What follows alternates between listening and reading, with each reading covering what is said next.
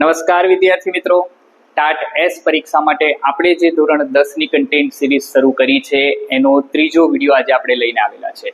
Already આપણે unit 1 થી 4 જોઈ લીધેલા છે અને આ વિડીયોમાં આપણે ચર્ચા કરવાના છે યુનિટ નંબર 5 અને unit number 6. Unit number 5 playing with fire અને unit number 6 I love you teacher. આ બંને જે યુનિટ છે એ યુનિટમાં જેટલા પણ મહત્વના એમસીક્યુઝ બની રહ્યા છે એ એમસીક્યુઝ વિશે આ વિડીયોમાં આપણે ચર્ચા કરવાના છે. તમારો સૌથી પહેલા તો ખૂબ ખૂબ ધન્યવાદ. ઘણા બધા એવા ટાટ એક્સપિરિયન્સ છે કે જે આપણી ચેનલને પસંદ કરી રહ્યા છે પોતાની પ્રિપેરેશન માટે, તો એના માટે ખૂબ ખૂબ ધન્યવાદ. અને આપના તરફથી ઘણો બધો એવો સારો પ્રતિભાવ મળી રહ્યો છે આપણા પીડીએફ પેકને. ગઈકાલે પણ લગભગ 46 થી 48 એવા ટાટ એક્સપિરિયન્સ હતા કે જેમને આપણી પાસેથી એ પીડીએફ પેક ખરીદ્યું હતું. તો હું દરેકને શુભકામના પાઠવું છું કે દરેક ટાટ એક્સપિરિયન્સ કે જેમને આ પીડીએફ પેક ખરીદેલું છે એમને આવનારી પરીક્ષામાં એ ખરેખર ઉપયોગી નીવડે. વધારે સમય બગાડતા નથી, સીધા જઈએ આપણા વિડીયો તરફ. આ વિડીયોમાં આપણે વાત કરવાના છે ક્વેશ્ચન નંબર 101, યુનિટ નંબર 5 છે playing with fire. A unit number 5 માં જેટલા પણ મહત્વના એમસીક્યુઝ છે એની આજે આપણે ચર્ચા કરીશું. 101 નંબરનો ક્વેશ્ચન છે, what is the technical name for the science of firework. શરૂઆતમાં જ યુનિટને આપણને આપેલું છે કે science of fireworks is called pyrotechnics. Science of fireworks એ શું છે તો કે પાયરોટેકનિક્સ. અને પાયરોટેકનિક્સ એ બે શબ્દ ઉપરથી બનેલો છે, એક ફાયર અને એક ટેકનિક્સ, બરોબર ને? તો એ બંનેના મિનિંગ પણ આપણે અત્યારે જોઈશું. ફાયર એટલે શું છે તો અહીંયા જ આપણને કહે છે the verb pyrotechnic is derived from the Greek word fire which means, ફાયરનો મતલબ શું થાય તો કે આગ. ફાયરનો મતલબ શું થાય છે આગ, એટલે કે ફાયર. અને ટેકનિકનો મતલબ શું થાય તો કે આર્ટ. તમારે અહીંયા એ પણ યાદ રાખવાનું છે કે આ જે શબ્દ છે પાયરોટેકનિક, એ પાયરોટેકનિક ક્યાંથી લેવામાં આવેલો છે તો કે ગ્રીક વર્ડ છે. એટલે તમને કદાચ પરીક્ષામાં એ પણ પૂછાઈ શકે કે આ જે પાયરોટેકનિક શબ્દ છે એ ક્યાંથી લેવામાં આવેલો છે તો કે એક ગ્રીક વર્ડ છે, એટલે કે ગ્રીક ભાષામાંથી આ શબ્દ લેવાયેલો છે. જોઈ લો, આપણી સિરીઝ નંબર 2 જે આવી ગઈ છે, તમે જોઈ લીધી હશે, ખ્યાલ આવે છે ને? આ તમે જોઈ લીધી હશે યુનિટ જે સિરીઝ નંબર આપણી 2 છે. આગળ વધીએ. In the term pyrotechnics the Greek word technique means, હમણાં જ આપણે વાત કરી ટેકનિકનો મતલબ શું થાય તો કે આર્ટ, એક કલા, બરાબર ને? આગળ, which daily household object is considered a special pyrotechnic device. આપણને સરસ મજાની વાત કરેલી છે ને યુનિટમાં કે પાયરોટેકનિક્સ એટલે ફક્ત ફાયર ક્રેકર્સ એવું જરૂરી નથી, કારણ કે આ યુનિટમાં આપણે વાત કરવાના છે પ્લેઇંગ વિથ ફાયર, જેમાં ફાયર ક્રેકર્સ જ છે. એટલે એકલા ફાયર ક્રેકર્સ એ પાયરોટેકનિક્સમાં આવતા નથી, પરંતુ એના જેવા દરેક એવા પદાર્થ કે જેમાં આગનો ઉપયોગ થાય છે એ દરેક પદાર્થ એ પાયરોટેકનિક્સમાં આવે છે. અને એમાં પણ સ્પેશિયલ પાયરોટેકનિક ડિવાઇસ કયું છે તો કે સેફટી મેચ. આપણે ઘરે જે માચીસનો ઉપયોગ કરીએ છીએ એ માચીસ એ સ્પેશિયલ પાયરોટેકનિક ડિવાઇસ છે. શા માટે? કારણ કે એમાં 5 પ્રકારના અલગ અલગ પદાર્થ એક સાથે આપણને જોવા મળે. તો આ જે 5 વસ્તુ છે એ તમને જોવા મળે છે, એટલા માટે સેફટી મેચ એ સ્પેશિયલ પાયરોટેકનિક ડિવાઇસ છે. ચાલો આગળ વધીએ. Next, okay, how many pyrotechnic effects are present in a single household match. એક સિંગલ હાઉસહોલ્ડ મેચમાં કયા પ્રકારની એટલે કે કેટલી ઇફેક્ટ જોવા મળે? હમણાં જ વાત કરી, 5 પ્રકારની ઇફેક્ટ જોવા મળે છે આપણને.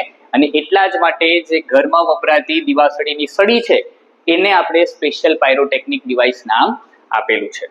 Next, which ancient Indian text written more than 2000 years ago mention weapons similar to guns and projectile weapons. આવો એક શબ્દ અહીંયા હશે બીજો, પ્રોજેક્ટાઇલ વેપન્સ અને ગન્સ.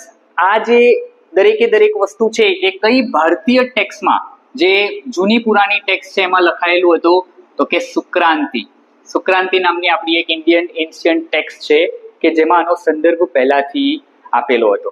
આમાંથી બીજો એમસીક્યુ બનાવવો હોય તો પણ બને કે કેટલા વર્ષ પહેલા એ લખાયેલું હતું તો કે 2000 વર્ષ પહેલા આ લખાયેલું હતું, કે જેમાં ગન્સ અને પ્રોજેક્ટાઇલ વેપન્સ જે છે, જેને તીર કામઠા આપણે કહીએ છીએ, એના વિશેનો ઉલ્લેખ હતો.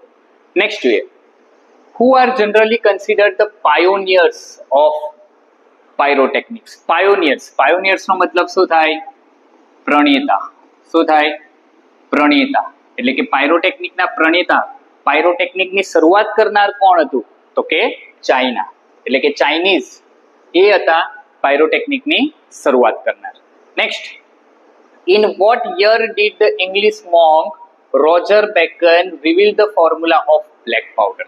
હવે એની શોધ તો ઘણા બધા વર્ષો પહેલા આપણે અહીંયા જોયું કે ભારતમાં પણ હતી, પરંતુ એના પ્રણેતા ચાઇનીઝને માનવામાં આવે છે, એટલે ઘણા સમય પહેલા એની શોધ ત્યાં થઈ ગઈ હતી ગન પાવડરની.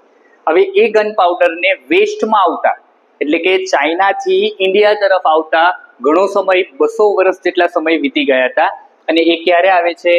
1242માં. એ કોણ લઈને આવે છે? તો કે એક ઇંગ્લિશ મોન્ક. મોન્ક એટલે કોણ? તો કે મોન્કનો મતલબ થાય સાધુ. મોન્ક એટલે શું થાય એકચ્યુઅલી? સાધુ, હે ને, જેને આપણે સેજ કહીએ. સેજ એટલે પણ સાધુ થાય.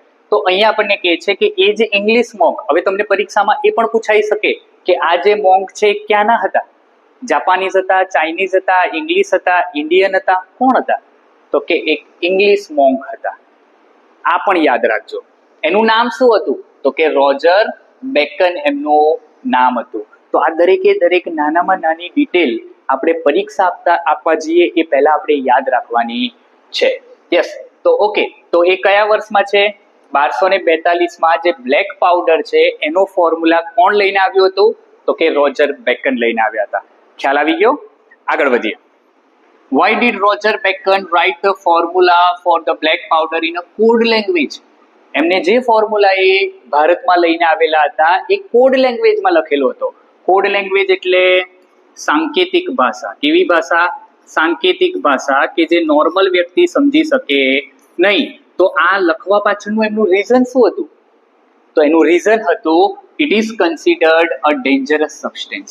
કારણ કે આ એક એવું સબસ્ટેન્સ, આ એક એવો પદાર્થ હતો કે જે ખરેખર બહુ ખતરનાક હતો, અને ગન પાવડર કોઈને આપી શકાય નહીં. તો તમે જુઓ છો આજકાલ યુદ્ધની પરિસ્થિતિ છે જ, એવી યુદ્ધની પરિસ્થિતિ ઘર ઘર વચ્ચે આવી જાય.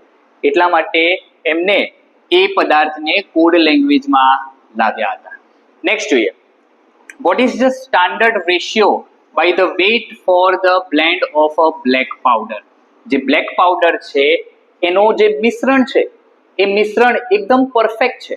વર્ષોથી એમાં કોઈ બદલાવ આવ્યો નથી. તો એ જે બ્લેન્ડ છે, એ બ્લેન્ડ એટલે કે એ જે મિશ્રણ છે, એ મિશ્રણમાં જેટલા પદાર્થ વપરાય છે એ પદાર્થનો રેશિયો કયો છે? તો કે 75:15:10.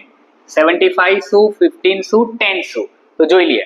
75 પોટેશિયમ નાઇટ્રેટ, સલ્ફર અને ચારકોલ અને સલ્ફર, આ ત્રણ વસ્તુનો અહીંયા આપણને માત્રા બતાવેલી છે, વજન. આ શું બતાવેલું છે? વજન. એટલે કે કેટલો પદાર્થ આ કેટલી માત્રામાં લેવાનું છે? તો કે 75, 15 અને 10. ખ્યાલ આવી જશે? Okay. Next, which of the following is not one of the 3 basic ingredients for black powder? Black powder બનાવવા માટે આમાંથી કયો પદાર્થ છે જે જરૂરી નથી? તો કે મેગ્નેશિયમની જરૂર નથી. હા, મેગ્નેશિયમની જરૂર પડી, પાછળથી પડી, પરંતુ જે બ્લેન્ડ છે, જે પ્રોપર મિશ્રણ છે ગન પાવડરને બનાવવાનું, એના માટે પોટેશિયમ નાઇટ્રેટ, ચારકોલ અને સલ્ફરની જરૂર પડે. કેટલી માત્રામાં? તો કે 75/15/10 જેમ આટલી માત્રામાં લેવામાં આવે. Next, the discovery of which metals in the last century improved the brilliance of firework? ગઈ સેન્ચુરીમાં એવા તો કયા પદાર્થની શોધ થઈ કે જેના થકી જે ફાયરવર્ક્સ છે, જે ફટાકડા છે, એમાં બ્રિલિયન્સ એટલે કે તેજ આવ્યું, અલગ અલગ પ્રકારના રંગ આવ્યા? તો કે એ છે એલ્યુમિનિયમ, મેગ્નેશિયમ એન્ડ ટિટેનિયમ. હમણાં મેં તમને કીધું ને કે મેગ્નેશિયમની શોધ થઈ પણ પાછળથી થઈ. એ ફટાકડામાં એનો ઉપયોગ પાછળથી કરવામાં આવ્યો હતો.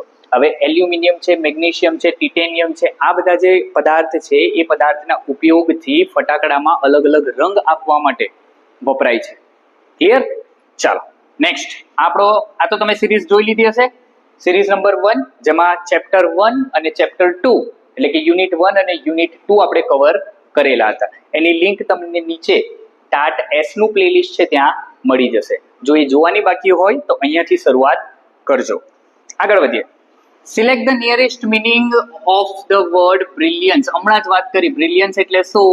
તો કે તેજ, પ્રકાશ. જેને આપણે કહીએ તો એ છે બ્રાઇટનેસ. જો બ્રિલિયન્સ નો મતલબ શું થાય? બ્રાઇટનેસ. આગળ, colours in pyrotechnics are formed એટલે બનાવવું. ઇન ટુ વેઝ, બે રીતે બને. તમને પરીક્ષામાં એ પણ પૂછાય કે જે કલર્સ છે પાયરોટેકનિક્સમાં એ કેટલી રીતે બને છે? તો કે બે રીતે બને છે.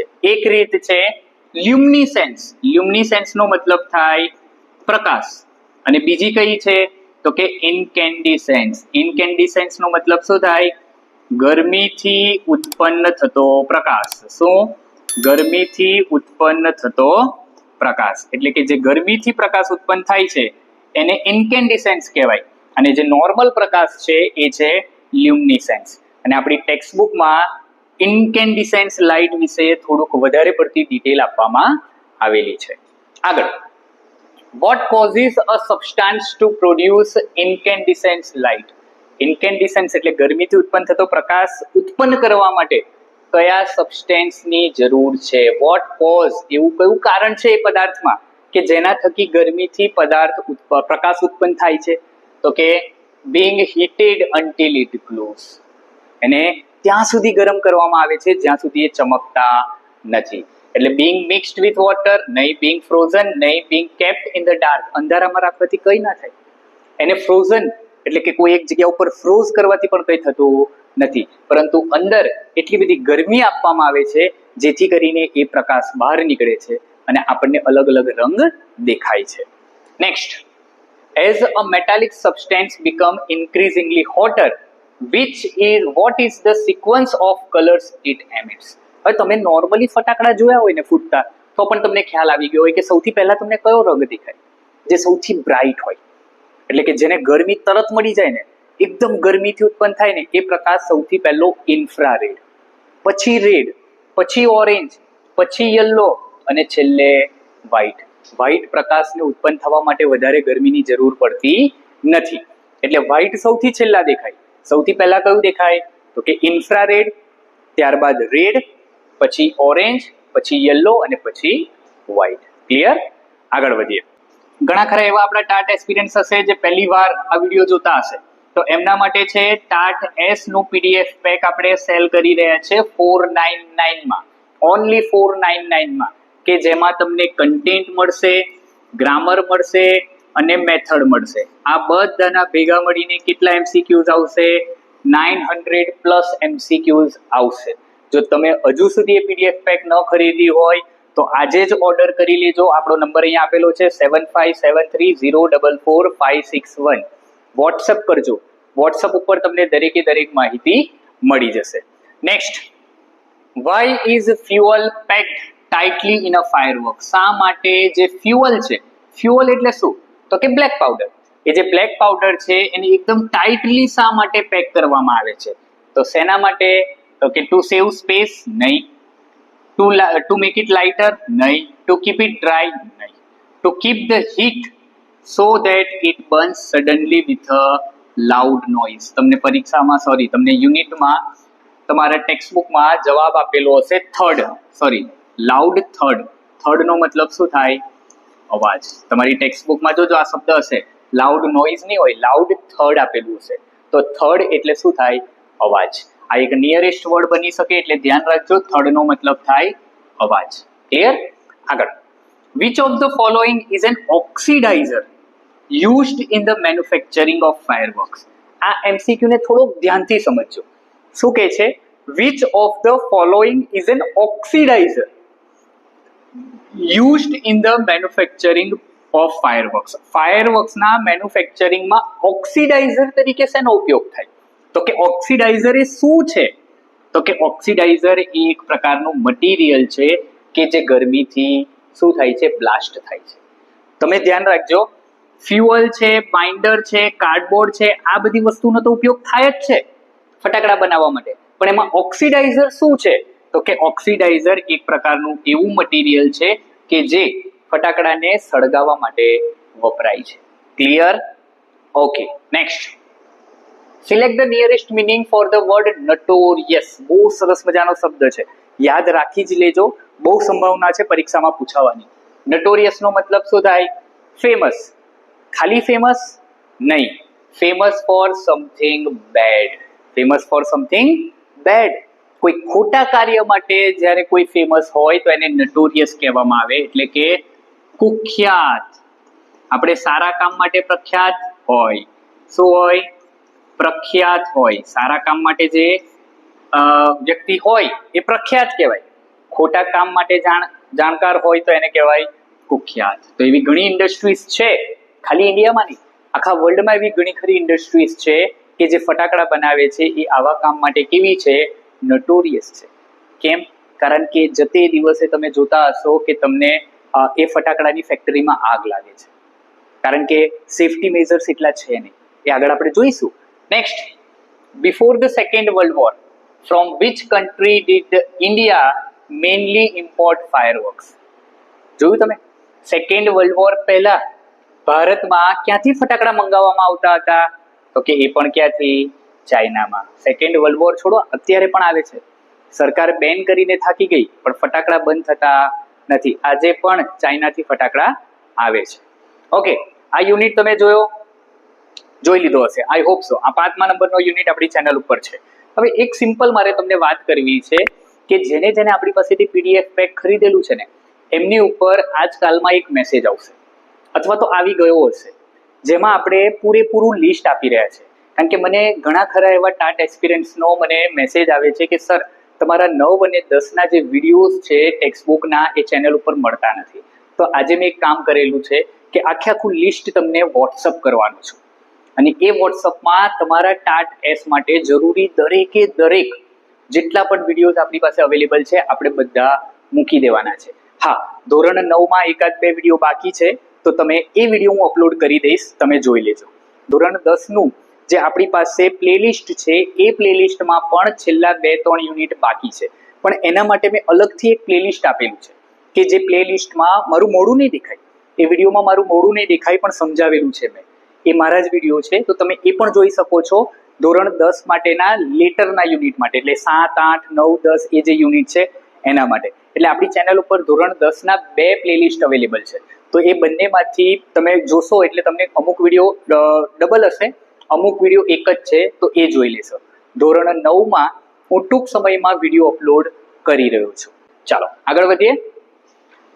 Where is the main centre for firework manufacturing in India? ભારતમાં ફટાકડા ક્યાં બનાવવામાં આવે છે? એનું મેઇન સેન્ટર કયું છે? તો કે તમિલનાડુનું શિવાકાશી. નામ યાદ રાખી લેજો. ભારતમાં શિવાકાશીમાં સૌથી વધારે ફટાકડા બને છે. અને અહીંયા આપણને એક શબ્દ આપેલો છે, જોજો ટેક્સ્ટબુકમાં, મને યાદ આવી ગયું, તમને કહી દઉં. Every nook and corner. Every nook and corner. અહીંયાથી જે ફટાકડા બનીને આવે છે એ ફટાકડા એવરી નૂક એન્ડ કોર્નર, એટલે કે ભારતના દરેકે દરેક ખૂણામાં. નૂક એન્ડ કોર્નરનો મતલબ શું થાય? દરેકે દરેક ખૂણામાં, એટલે કે આખા ભારતમાં શિવાકાશીમાંથી ફટાકડા પહોંચાડવામાં આવે છે. એટલે આ એક શબ્દ નિયરેસ્ટ વર્ડ માટે યાદ રાખી લેજો. એવરી નૂક એન્ડ કોર્નરનો મતલબ શું થાય? કે આખા ભારતમાં પહોંચાડવામાં આવે છે. દરેકે દરેક રાજ્યમાં અહીંયા તમિલનાડુથી ફટાકડા પહોંચે છે. Next, which group of producers in Sivakasi began manufacturing fireworks during the second world war? હવે જ્યારે ચાઇનાથી ઇમ્પોર્ટ બંધ થાય છે ત્યારે શિવાકાશીમાં એવું કયું ગ્રુપ છે કે જે ફટાકડા બનાવવાની શરૂઆત કરે છે? તો કે જે સેફટી મેચ પ્રોડ્યુસર છે, કે જે અત્યાર સુધી દિવાસળીની પેટીના બોક્સ બનાવી રહ્યા હતા, એ ગ્રુપ ફટાકડા બનાવવાની શરૂઆત કરે છે. આગળ, why it is difficult to get information on how to manufacture fireworks? આની ચર્ચા આગળ કરી. શા માટે ડિફિકલ્ટ છે કોઈ માટે કે ફટાકડા કઈ રીતે બને? તો કે it is not considered safe to give everybody the detail. તમને આપી દે, મને આપી દે, તો આપણે શું કરીએ? ઘરે ફટાકડા બનાવવા બેસી જઈએ. મમ્મી પકડ. મમ્મી શું પકડે? મમ્મી કહેશે કે આ તો બોમ્બ છે. બોમ્બ પકડાય? ન પકડાય. એ આપણું કામ છે નહીં.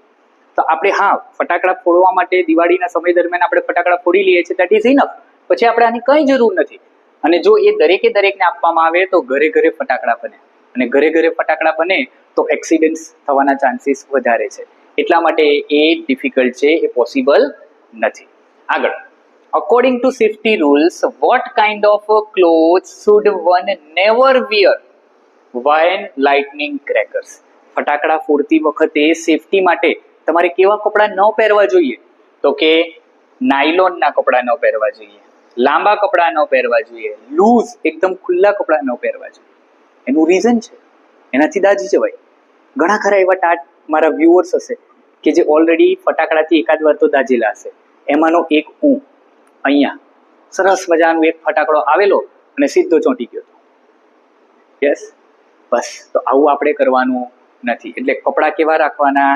તો કે આવા નહીં રાખવાના. નાયલોનના લોંગ લૂઝ ક્લોથ આવા રાખવાના નથી. ખ્યાલ આવે છે? Yes. Next. Okay, what is the recommended action if someone receives a burn from a firework? મારા જેવા લોકો જો ફટાકડાથી દાજી જાય તો શું કરવું જોઈએ? લાવો લાવો લાવો લાવો મલમ લગાડી દઈએ. મલમ, ઘી, બટર, પેટ્રોલિયમ જેલી કંઈ નથી લગાવવાનું. ક્યાં જવાનું છે? ડોક્ટર પાસે જવાનું છે. સીધી ગણતરી રાખવાની. ડોક્ટર જે કાર્ય કરે આપણે કરી શકીએ નહીં. ખ્યાલ આવી ગયો? ઓકે, તો આ હતા આપણા યુનિટ નંબર 5 પ્લેઇંગ વિથ ફાયરના જે ઇમ્પોર્ટન્ટ ક્વેશ્ચન હતા એ. હવે ચર્ચા કરીએ unit number 6 I love you teacher, કે જેમાં હેલન કેલરની વાત કરેલી છે અને એના ટીચર એન સુલિવન છે એની વાત કરેલી છે. Yes. At what stage of her life did Helen Keller become deaf and blind? Helen Keller પોતાના જીવનના કયા સ્ટેજ ઉપર ડેફ અને બ્લાઇન્ડ થયા હતા? સાંભળી નતા શકતા, જોઈ નતા શકતા? તો કે at a very young age. યાદ રાખજો, at a very young age આપણને આપેલું છે, ફ્રોમ બર્થ આપેલું નથી. ટેક્સ્ટ બુકમાં પહેલી જ લાઈન છે અને પહેલી જ લાઈનમાંથી આપણે એમસીક્યુ લીધેલો છે. ક્લિયર? આગળ. Why was Helen unable to learn to speak initially? Initially નો મતલબ થાય શરૂઆતમાં. શરૂઆતમાં હેલન શા માટે બોલતા ન શીખી શક્યા? તો કે she was deaf, so she could not hear sounds to imitate. Imitate એટલે શું થાય? તો કે અનુકરણ કરવું, કોપી કરવી, હે ને? તો હવે પહેલેથી જ એ સાંભળી નતા શકતા, તો એ બોલી પણ શકવાના નથી. એમને સંભળાતું જ હતું, તે કોઈ રીતે શબ્દ ઉચ્ચારી શકતા નહોતા. નેક્સ્ટ જોઈએ. What was the turning point in Helen's life? હેલનના જીવનમાં ટર્નિંગ પોઈન્ટ ક્યારે આવે છે? એનું જીવન ક્યારે બદલાય છે? તો કે એનું જીવન જ્યારે એના માતા પિતા એમના માટે એક શિક્ષકની શોધ કરે છે ત્યારે એમનું જીવન બદલાય છે. એ ટર્નિંગ પોઈન્ટ છે. કોણ? તો કે ફાઇન્ડિંગ મિસ સુલિવન. મિસ સુલિવન નામના એમના જે ટીચર છે એમની શોધ એમના માતા પિતા કરીને લઈને આવે છે અને ત્યારબાદ હેલન કેલરનું આખું જીવન બદલાઈ જાય છે. How old was Helen Keller in the morning of the year 1887? સમય યાદ રાખજો, 1887. આ જે મોર્નિંગ, એ દિવસની મોર્નિંગ હતી જે દિવસે મિસ સુલિવન એને પહેલી વાર મળે છે, ત્યારે હેલન કેલરની ઉંમર કેટલી હતી? 7 years. Only 7 years. એટલે તમે એમ જસ્ટ ઇમેજિન કરો. આપણે ધોરણ 12માં એની એક સ્પીચ પણ જોઈ ગયા. સરસ મજાની સ્પીચ એમને આપેલી છે. એ સ્પીચ હેલન કેલરની જ છે. તો એ થોડુંક રિલેશન છે ધોરણ 10 અને ધોરણ 12ના પાઠ વચ્ચે. તો 7 yearsની ઉંમર એમની હતી જ્યારે એમને miss સુલિવન as a teacher guide કરવા માટે આવ્યા હતા. આગળ. Vote was the first object miss સુલિવન gave Helen to play with? અને પહેલી જ વાર જ્યારે એ મિસ સુલિવન હેલન કેલરના ઘરે આવે છે ત્યારે એમને કયું રમકડું અથવા તો કયો પદાર્થ, ઓબ્જેક્ટ એમને રમવા માટે આપે છે? તો કે અ ડોલ. અને એમના હાથમાં, પામમાં લખે છે ને, શું લખે છે? DOLL. અને કે છે એમના પામમાં લખતા જાય છે DOLL, ડોલ, જેથી કરીને હેલનને ખબર પડે કે એ જે વસ્તુ ટચ કરી રહ્યા છે કઈ છે? તો કે ડોલ છે. Next. Select the nearest meaning for the word imitating. Imitate એટલે હમણાં જ આપણે આગળ વાત કરી, ઇમિટેટનો મતલબ શું થાય? કોપી કરવું. જેવું મિસ સુલિવન એમના હાથમાં કરતા હતા એક્ઝેક્ટલી એવું હેલન કેલર દોહરાવતા હતા, રિપીટ કરતા હતા, જેથી કરીને એ શીખી શક્યા. આગળ. Okay. How did Helen feel when she finally succeeded in spelling DOLL correctly? જ્યારે હેલન કેલર એનું ઇમિટેશન કરતા હોય છે અને એ ઇમિટેશન કરતી વખતે જ્યારે પહેલી વાર એમને સફળતા મળે છે ત્યારે એમની ફિલિંગ કેવી છે? તો કે she was thrilled. Thrilled એટલે આનંદિત થઈ જવું. શું થઈ જવું? આનંદિત થઈ જવું. એ ખૂબ ખુશ થઈ જાય છે, આનંદમાં આવી જાય છે. એમને ખરેખર વિશ્વાસ નથી થતો કે પોતે લખતા શીખી ગયા છે, વાંચતા શીખી ગયા છે. Next, select the nearest meaning for the word thrilled. Thrilled હમણાં જ આપણે કીધું, એક્સ્ટ્રીમલી એક્સાઇટેડ, વધારે પડતા આનંદિત થઈ જવું, એને શું કહેવાય? થ્રિલ્ડ કહેવાય. આગળ, વિચ સ્પેસિફિક એક્સપિરિયન્સ અવેકન્ડ હેલન્સ સોલ. એવો કયો સ્પેસિફિક પર્ટિક્યુલર એવો કયો ઇન્સિડન્ટ બન્યો હતો, એટલે કે એવો કયો બનાવ બન્યો હતો કે જેથી કરીને હેલનની આત્મા જાગી જાય છે? અવેકન્ડ. અવેકન્ડનો મતલબ થાય જાગવું. તો કે the cool flow of water running over Har hand. Miss સુલિવન જ્યારે એક ચાલુ ઠંડા એક નળ હોય છે અને એ નળમાંથી ઠંડુ પાણી વહેતું હોય છે અને હેલન કેલરનો હાથ સીધો ત્યાં નાખી દે છે અને હેલન કેલરના હાથ ઉપર એ પાણી પડે છે અને એમના બીજા હાથમાં એટલે કે બીજા પામમાં મિસ સુલિવન શું લખે છે? વોટર લખે છે. અને એ એક્સપિરિયન્સ એના પછી ત્યારબાદ ઘણા બધા એક્સપિરિયન્સ થયા, ટચિંગ ડિફરન્ટ ઓબ્જેક્ટ્સ, અને ત્યારબાદ હેલન કેલરનો આત્મા જાગી જાય છે. Next, every object I touch seem to throb with life. seem to throb with life. throb, ધબકવું. throb નો મતલબ શું થાય? ધબકવું. ક્લિયર? તો અહીંયા આવી જશે every object I touch seemed to throb with life. એટલે કે દરેકે દરેક જે પણ વસ્તુ છે એ ઓબ્જેક્ટને હું ટચ કરી રહી છું, એનાથી હવે હું કંઈક નવું શીખી રહી છું. આવું હેલન કેલર કહે છે. Next, okay, select the nearest meaning for the word throb. હમણાં જ આપણે વાત કરી ટુ બીટ, પલ્સ, જે ધબકારા છે એને આપણે શું કહીએ છીએ? થ્રોબ કહીએ છીએ.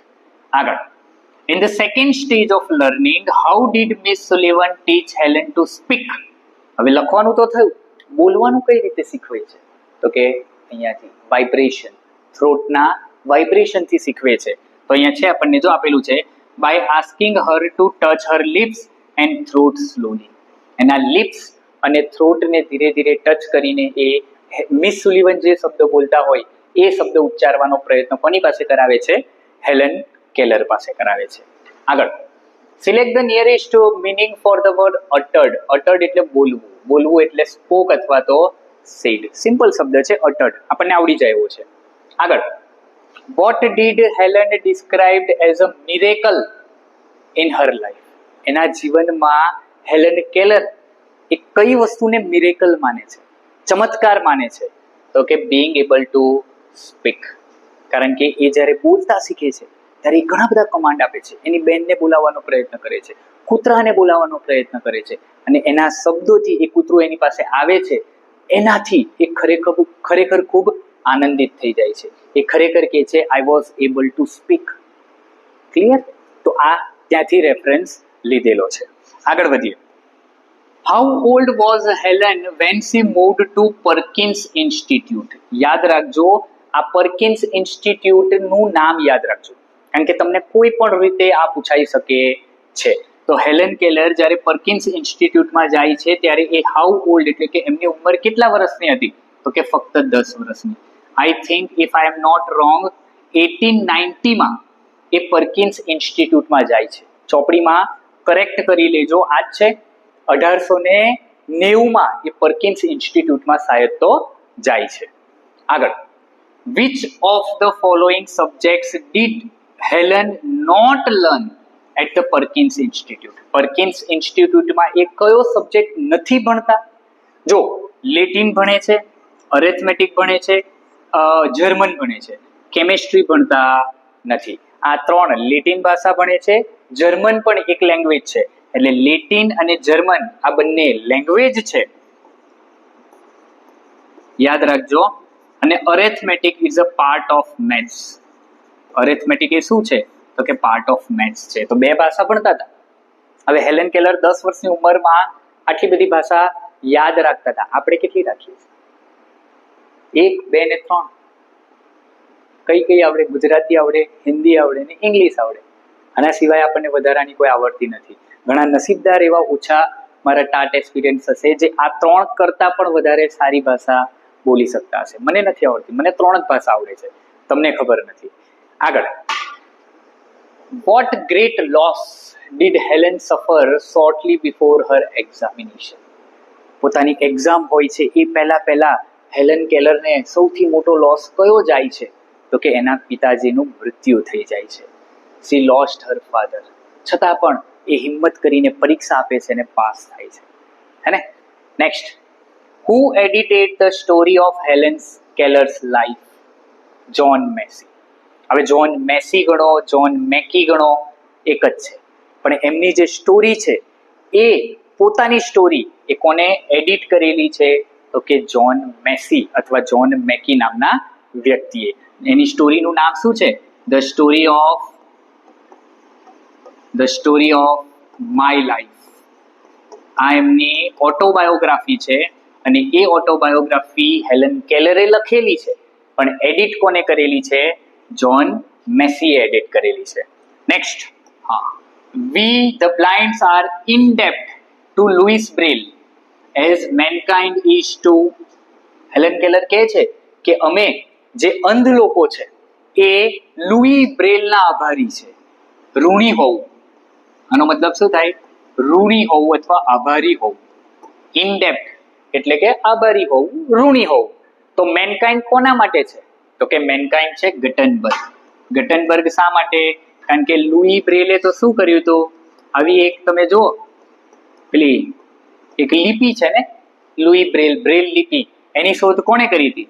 તો કે લુઈસ બ્રેલે કરી હતી. તો ગટનબર્ગે શું કર્યું હતું? તો કે ગટનબર્ગે પ્રિન્ટરની શોધ કરી હતી અથવા તો પ્રિન્ટિંગ પ્રેસની શોધ કરી હતી, એ ગટનબર્ગ છે.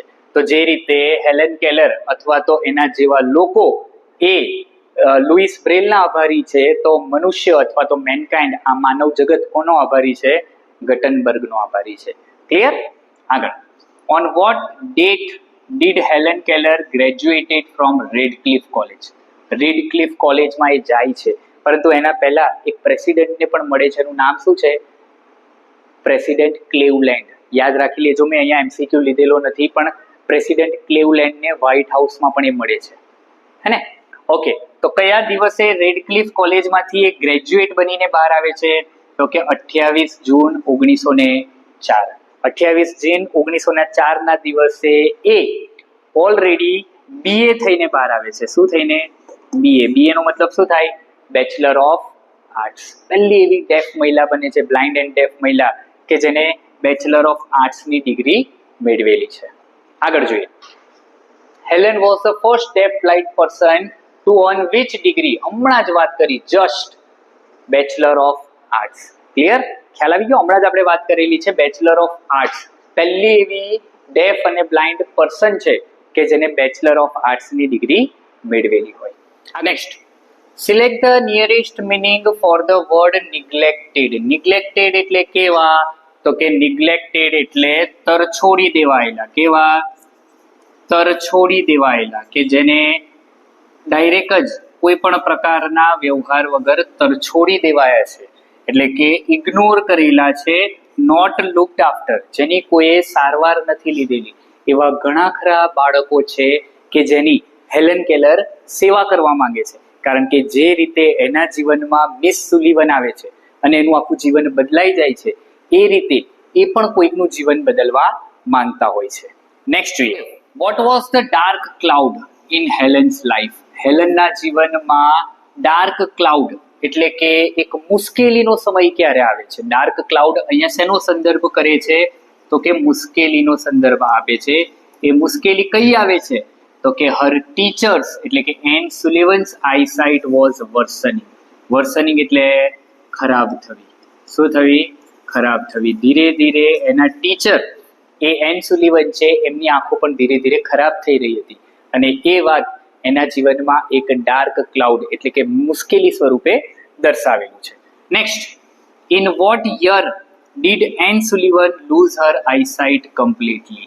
એમના ટીચર એન સુલિવન કયા વર્ષમાં પોતાની આંખ સંપૂર્ણપણે ગુમાવી દે છે? તો કે 1935. એ 1935નું વર્ષ હતું કે જ્યારે એમના ટીચર એન સુલિવન એ સંપૂર્ણ રીતે કેવા થઈ જાય છે? અંધ થઈ જાય છે. Last, select the nearest meaning for the word sacrificed. અને એટલા જ માટે લાસ્ટમાં શબ્દ પણ આપેલો છે ને, I love you teacher. Helen Keller પોતાના ટીચર માટે જ કહે છે ને, આઈ લવ યુ ટીચર. તો અહીંયા સેક્રિફાઈસ્ડ શબ્દ કોના માટે છે? તો કે એ શબ્દ શું સૂચવે છે? તો કે gave up something valuable for others. કોઈક બીજા માટે બલિદાન આપવું એને કહેવાય છે સેક્રિફાઈસ્ડ. બલિદાનને શું કહેવાય? સેક્રિફાઈસ્ડ.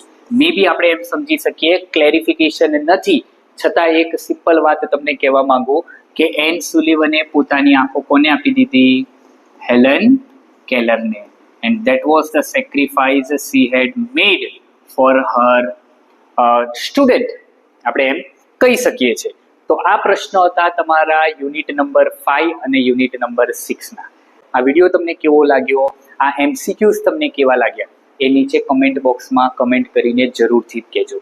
અને સાથે સાથે વિડીયોને લાઈક કરી દેજો અને આ બીજા સુધી વિડીયો પણ પહોંચાડી દેજો.